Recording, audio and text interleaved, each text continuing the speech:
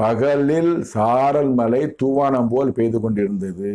மழை விட்டு விட்டு பெய்தது. 2/12/2015 முதல் 11/12/2015 வரை சென்னையில் மழை இல்லை.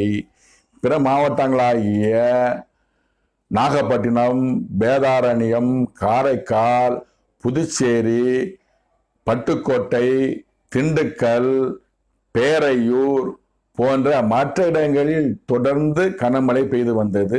சென்னையில் மழை இல்லை.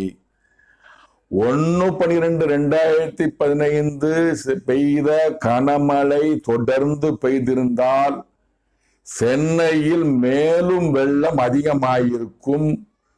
சென்னை மக்களுக்கு பொருட்சேதமும் உயிர் சேதமும் அதிகமாயிருக்கும். 1/12/2015 அதிகாலை 1:30 மணி 3 மணி 2 வேளையிலும் எனது வேண்டுகோள் விண்ணப்பத்தை கேட்ட கடவுள் மழை